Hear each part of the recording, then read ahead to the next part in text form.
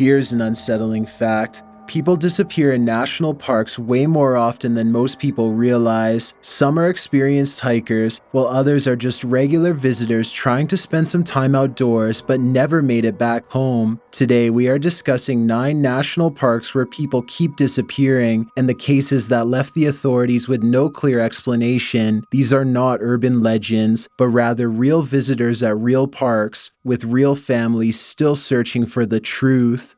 Number 9. Lost in the Sierra Nevada. At this park, the views are endless, and so are the places where someone can fall and never be seen again. Located in central eastern California, Yosemite National Park covers 3,000 square kilometers of the Sierra Nevada mountains. The serene landscape comes with unexpected dangers. Between 2018 and 2020, there were a total of 732 search and rescue operations within the park. Of those numbers, around 36 remain unsolved. As of 2024, there are 35 open missing persons cases. The oldest missing persons case from Yosemite is F.P. Shepard, who vanished near Glacier Point on July 11, 1909. 3 persons disappeared in Yosemite near or on the Merced River, 2 on the exact same day, but in different locations. More recently, 74-year-old Peter Jackson was last seen in an area known as White Wolf. Jackson was an experienced hiker who was very familiar with Yosemite.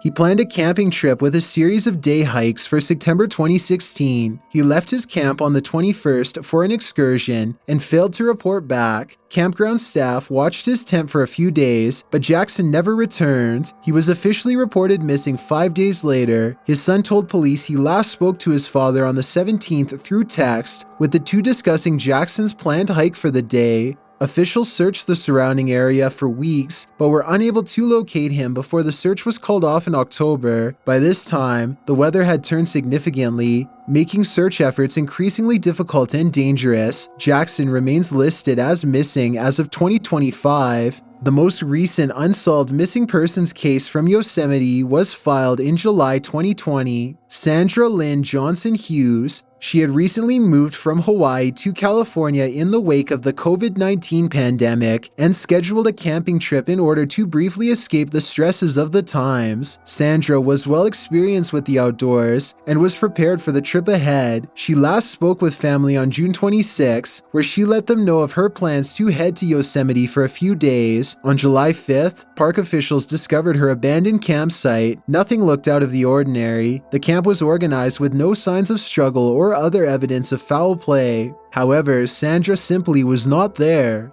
Furthermore, investigators found her car crashed near the campsite, but still no signs of her were located. Search and rescue efforts were halted in September after the creek fire engulfed the area, and a full search was called off soon after it was resumed. Since Sandra's disappearance, several hikers reported to park officials encountering a woman out in the trails. She appeared bruised and was offered assistance, but she declined before parting. The description provided by these witnesses matched Sandra's, but unfortunately the Good Samaritans were unaware she was a missing person. Sandra's case leaves so many questions. What happened to her? Why did she decline assistance? What caused her to crash the car? Even more jarring, a family camping near Sandra's camp sometime after she vanished reported their son was speaking to an unseen person outside the tent. When they asked who he was speaking to, he said it was a woman, but nobody was there at the time. Some have speculated the boy may have encountered the ghost of Sandra, with her whereabouts unknown. It's hard to understand someone's motives in such a situation. She has been described in the media as a survivalist, so it could be possible Sandra's disappearance was her own intention. The stress of moving to a new place, the world being completely transformed, far from the comfort we were used to. Perhaps she decided living surrounded by these stresses and the vast number of people was not worth it, and instead attempted to live on her own in the wilderness. This could explain her behavior when encountering the hikers, and the reason her camp was undisturbed, but without Sandra, the real circumstances will never be known. Number 8. Lost in the Valley. People do not usually get lost in Death Valley. They run out of time.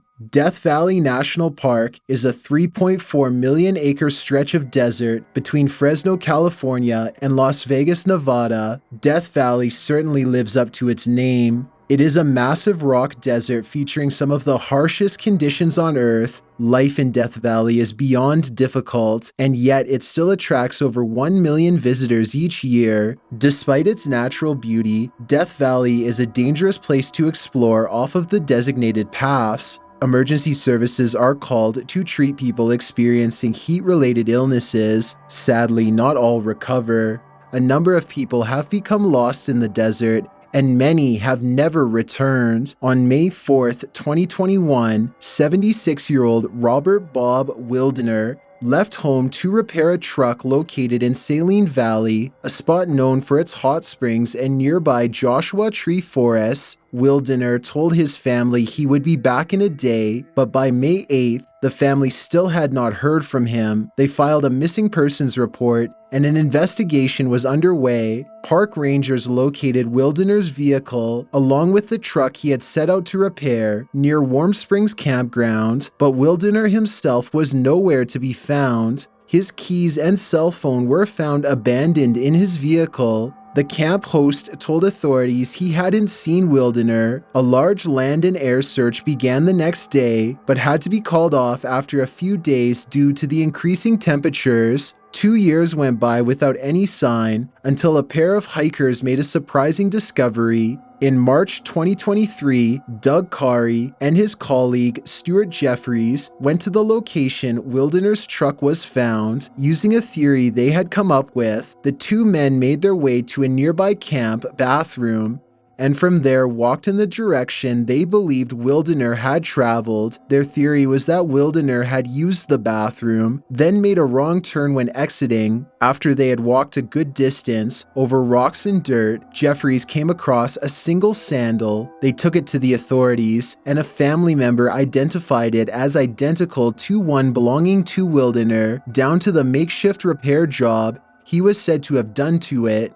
According to Carey and Jeffries' theory, they believed Wildener slipped on a rock, fell hard, and injured himself. In a later blog entry, Carey added they believed Wildener had been swallowed by the desert. Not far from where they found the sandal, they came across a cave that had partially collapsed due to heavy rains. Carey and Jeffries speculate that Wildener may have tried to take shelter there. As of recording this episode, Wildener remains listed as missing. Without the ability to thoroughly search the cave, the theory may never be proven. However, other missing persons cases in Death Valley went unsolved for decades before any clues were ever found. In 1996, a family of 4 German tourists, Egbert Rimkus, his partner, Cornelia Meyer, along with Rimkus's son, Georg, and Cornelia's son Max, vanished in the park during a vacation to the area. They were scheduled to return home on July 27th, but never boarded their flight. On October 21st, a park ranger found the family's rental van abandoned in Anvil Springs Canyon, a remote part of Death Valley. 3 of the van's tires were flat and damaged from the rocky terrain. A search of the surrounding area failed to turn up any signs of the family, and it was called off after a week. This was the end of the story for 13 years, until a startling discovery was made by 2 off-duty search and rescue workers. Les Walker and Tom Mahood ventured into the area where the van was discovered to see if they could find anything. Around 7 kilometers south, the remains of 2 adults were found, and a DNA analysis confirmed the male to be Rimkus. Cornelia's passport was found on the grounds nearby. To this day, the children have not been found, and the case remains unsolved. Number 7. Vanished into the Great Smoke. Here, it's easy to be surrounded by people and still disappear completely. Located on the Tennessee-North Carolina border, Great Smoky Mountains National Park is a 522,000-acre stretch of wilderness. What makes Great Smoky so unique is that it's the most visited national park in the United States, seeing an average 12 million visitors annually. Considering the park's location and annual attendance, it's no surprise people will occasionally get lost while exploring the trails. On average, around 100 search and rescue missions occur each year. With the thick forests covering the park, it can be easy to lose track of where you came from. Since 1934, 5 people have disappeared in Great Smoky, never to be found. The most discussed case is that of Dennis Lloyd Martin, a 6-year-old who was on a trip with his family for Father's Day in 1969. Dennis was with his father, grandfather, and older brother at Spence Field, through which the famous Appalachian Trail passes. As the 2 adults rested in the field, Dennis, his brother, and 2 other boys they met at the park were playing hide and seek in the nearby woods. One of the boys decided it would be fun if they split up to surprise the adults. Dennis was last seen heading northwest, disappearing from view behind a bush. When the 2 other boys jumped out at the adults, Martin was not with them. His father began searching and calling for him, even taking a short walk along the Appalachian Trail. 4 hours went by, but there was no sign of Dennis. The Rangers and the family searched nearly all night, and the next morning a full-scale search was activated. A combined group of rangers, family, nearby campers, and other volunteers scoured the area in hopes of finding Dennis. They were soon joined by 2 helicopters from a nearby Air Force base. Dogs were unable to pick up Dennis's scent as the result of earlier rain, and thus the trail went cold. Over 2,000 people were involved in a 2-week search for Dennis, and the boy was never found. No sign of Dennis was ever uncovered, nor was there any evidence he had been kidnapped. The search lasted until September, becoming the largest search and rescue operation in the park's history. Dennis remains missing to this day, over 50 years later. Dennis's disappearance is an example of a pattern of the disappearances on this list. Someone ventures off alone and leaves no trace. It's scary to imagine taking a wrong turn or risk leaving the trail for further exploration, only to never be seen again. Sadly, Dennis isn't the only person to meet such a fate in Great Smoky. In 1976, Teresa Gibson, a 16-year-old, was on a high school trip on the Andrews Bald Trail. She and a group of other students turned back and walked back to the parking area. When they arrived, they discovered that Gibson wasn't with them. She was last seen a half-mile from the parking lot, leaving hope she could be found quickly. Unfortunately, this was not the result, and Gibson is still listed as missing. The circumstances of her disappearance are unknown. How she was able to vanish within a group of people is a puzzle yet to be solved. Several leads, including the discovery of human remains nearby, have turned out to be unrelated. In 1981, park rangers received another report of a missing woman at a trail known as Deep Creek. Polly Melton was hiking with some friends when they say she walked over a hill ahead of the group. By the time the others reached the top, Melton was gone. They searched for a few hours before eventually contacting the park rangers. Once again, a search failed to find any trace of her. Even more recently, in 2012, 24-year-old Derek J. Luking failed to report in for work, causing concern among his co-workers. They contacted Luking's home, and his roommate revealed that Luking wasn't there either, and that he hadn't seen him for a while. When Luking's family arrived, they checked his computer and found search results for Great Smoky, along with a reservation for a hotel near the park.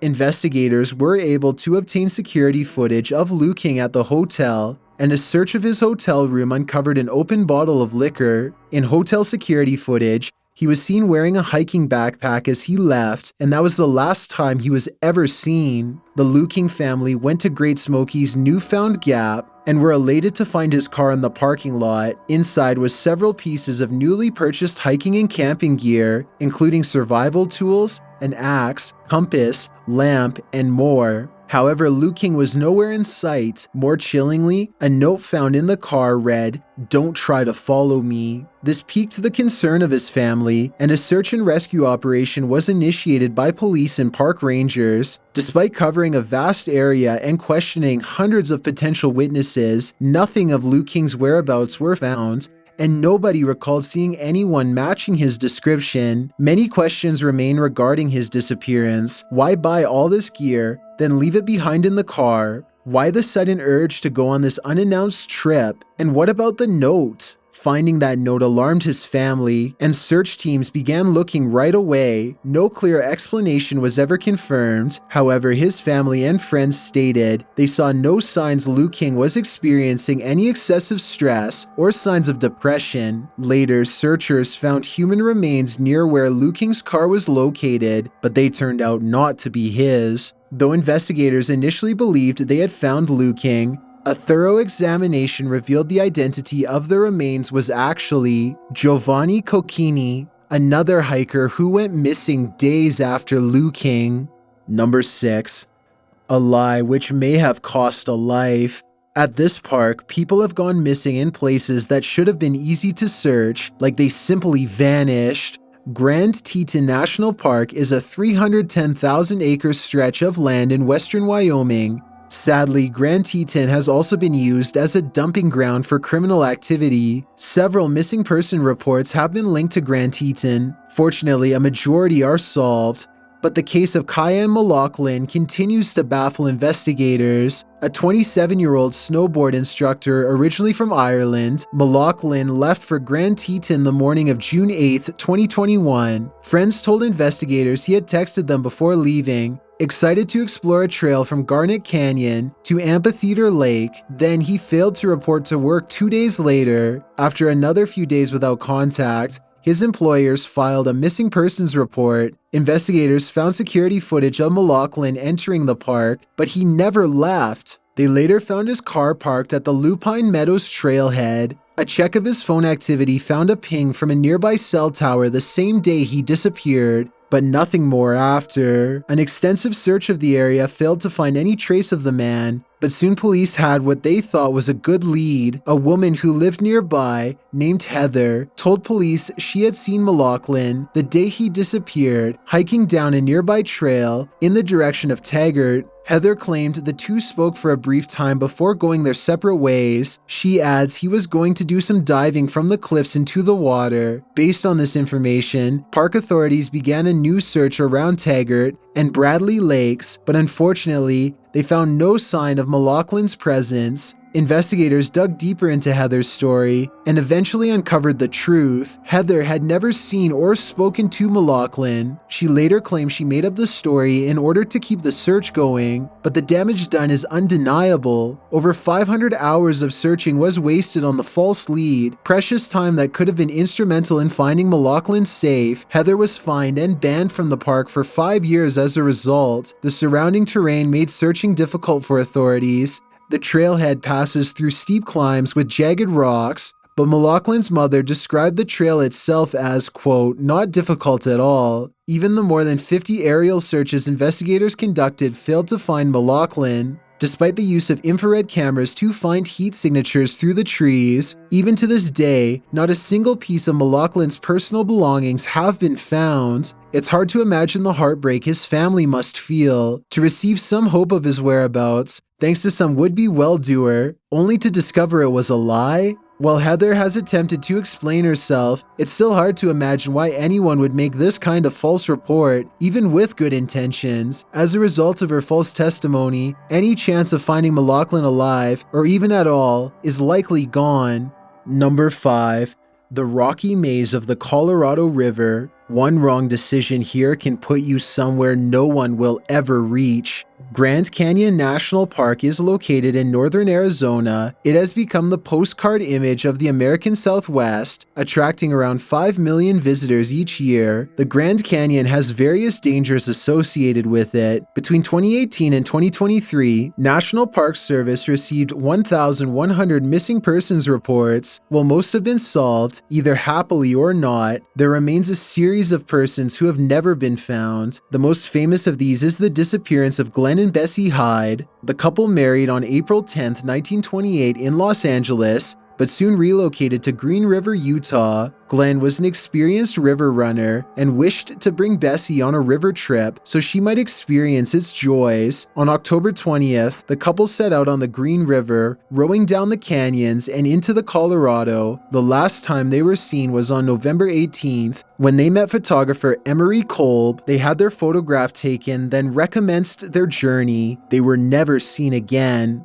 After they failed to appear at a rendezvous at Needles, California on December 6, Glenn's father set up a search to find the missing couple. The search party managed to find the couple's raft, still intact and with Bessie's diary within. Sadly, no further trace of the hides were ever found. To this day, the mystery is officially unsolved. More recently, in September 2017, Los Angeles resident Jong-hee Yeon-won disappeared and his vehicle was found in Moran Park at the Grand Canyon's southern rim. His family and friends stated he gave no indication he intended to visit the park, and he has not been seen since. Despite an extensive search, not even a single piece of evidence that might point towards Won has been discovered, leaving only speculation as to his whereabouts and fate. In another strange case from the year before, Floyd E. Roberts III was part of a group of hikers when they traveled into the canyon on an 8-day trip. As they came upon a split in the trail on day 6, Roberts decided to take a different route than the others. As an experienced hiker, Roberts knew the two trails eventually met up further down, and thus went on his separate way. As the group waited at the next junction, Roberts failed to appear. The group became worried, as there was an extreme heat advisory in effect. For 6 days, park rangers and volunteers searched the trail, but there was no sign of him, not his backpack,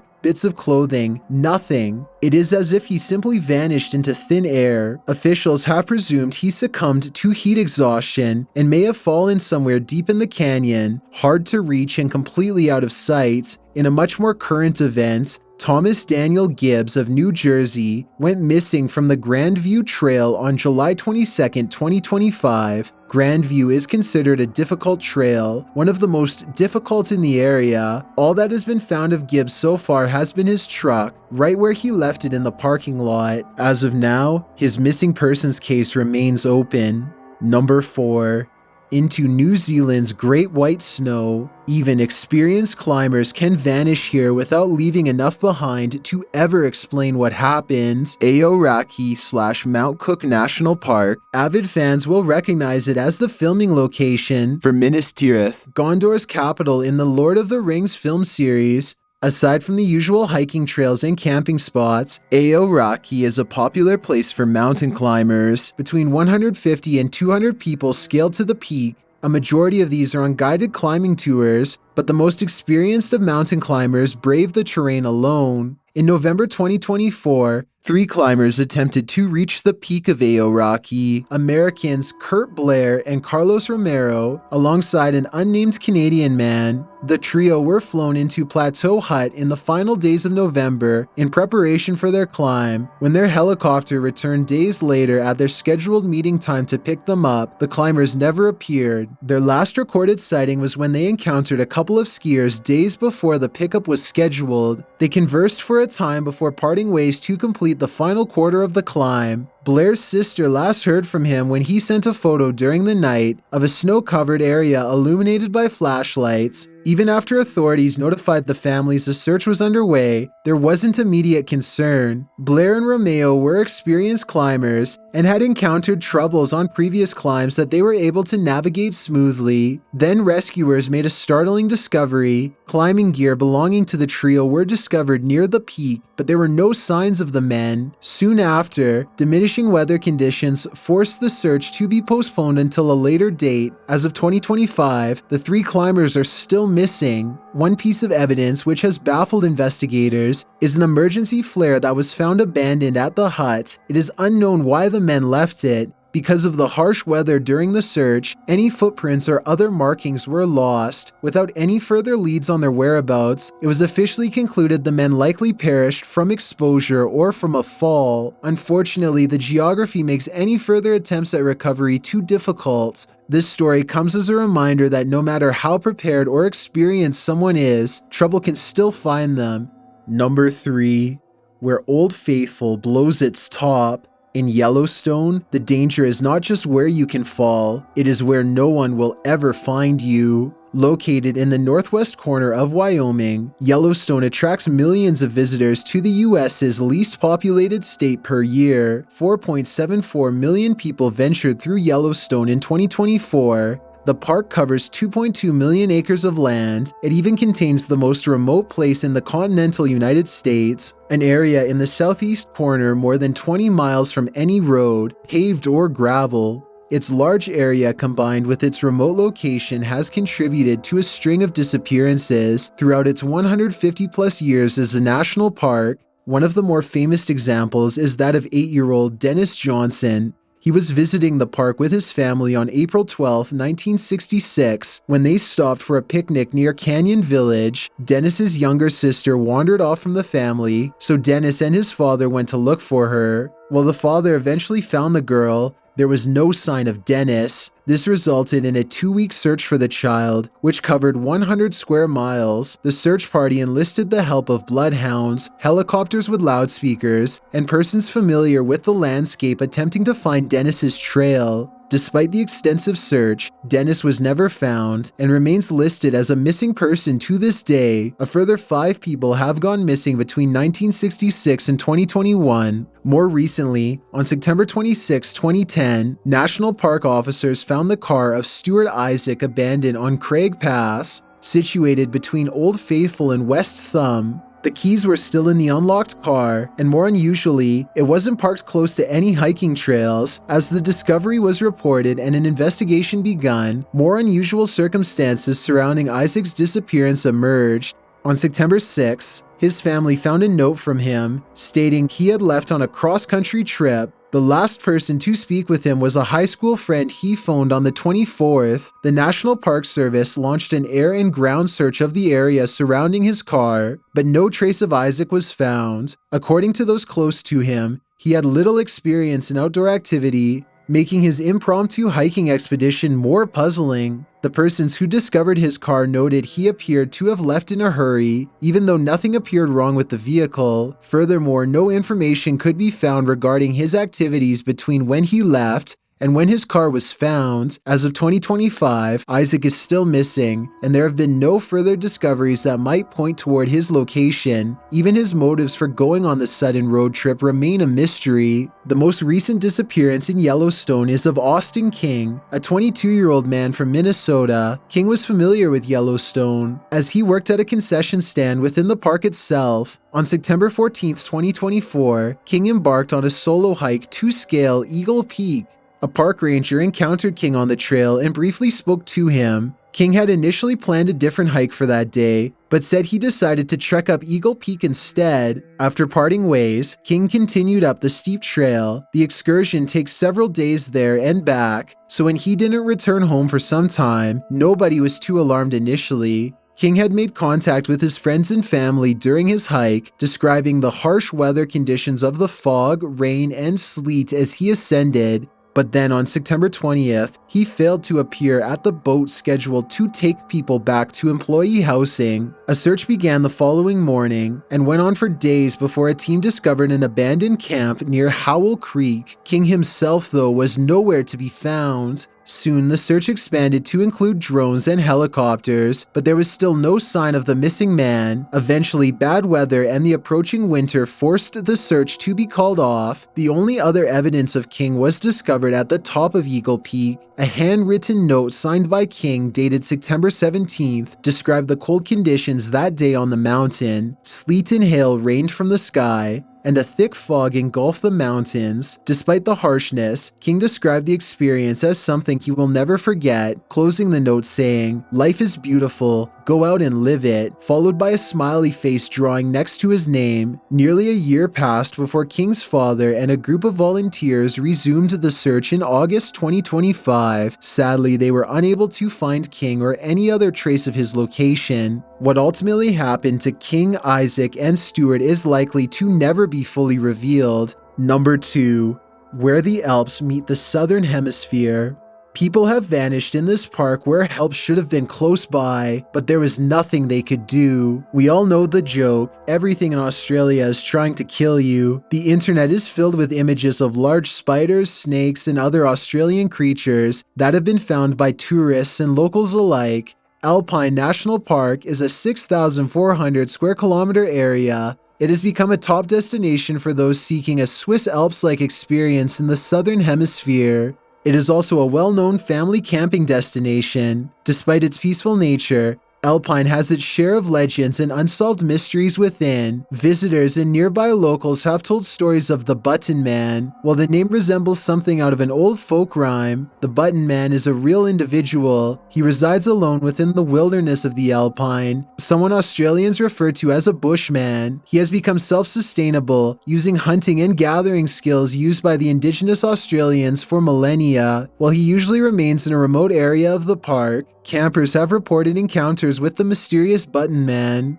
Various persons have described an elderly man approaching their camps after sundown. He usually questions why the people are near his home, but he never responds to questions about himself. In most cases, the Button Man simply leaves quietly, and only in a few instances have harsh words been exchanged. In one unnerving incident, a photographer was camped near the Button Man's home, taking photos of the surrounding nature. When he returned home and uploaded the photos, he discovered several were of the photographer sleeping. He was alone on his trip, and it is unknown who took the photos. It has long been speculated to be the Button Man, although nobody knows for certain. Whatever his motivations, it appears the Button Man simply wishes to live in isolation, away from the cities and people, but Alpine National Park has also had its fair share of vanishings. In July 2019, an abandoned BMW was found parked on the side of Mount Buller Road. Inside was a jacket, cell phone, and the car keys. Police soon discovered the car belonged to 72-year-old Conrad Whitlock, a Victoria resident. His wife revealed she had last seen him around 11:30 the night before when he climbed into bed with her. When she woke at 5:30 the next morning, he was already gone.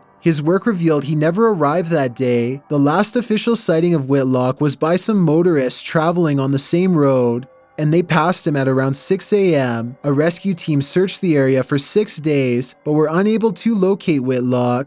As July is winter in the southern hemisphere, nightly temperatures dropped below 0 Celsius. Prior to his disappearance, Whitlock was participating in a practice at a nearby racetrack when he crashed into a barrier. A colleague stated he saw a bruise on Whitlock's head, and his wife told investigators Whitlock had complained of headaches. To this day, no one has seen or heard from Whitlock. The reason for his sudden disappearance remains unexplained. It would only be a few months later when another individual found himself lost in Alpine's wilderness. On October 24, 2019, a bushwalker named Niles Becker ventured into Alpine Park. He was celebrating his 39th birthday by going on a solo 7-day hike through the area. 2 days after setting out, he sent friends and family a text message of his location, a place known as McAllister Hut. He was never heard from again. Becker's parents contacted police and a search was launched. Police made contact with the Button Man, who said he saw an individual matching Becker's description. Button Man's camp is located near a trail junction bushwalkers commonly travel through, and it was here Button Man spotted Becker. He directed police toward the hiker's trail, and the search team followed the tracks they found. Unfortunately, the tracks soon vanished, with no signs of Becker. A total of 1,600 square miles were searched before the teams were called back due to the deteriorating weather conditions. On November 8th, the search was officially concluded as experts determined the weather made Becker's chance of survival to be minimal. 6 years later, Becker remains listed as missing, and none of his possessions have ever been found. Number 1. At the Crossroads of the Appalachians.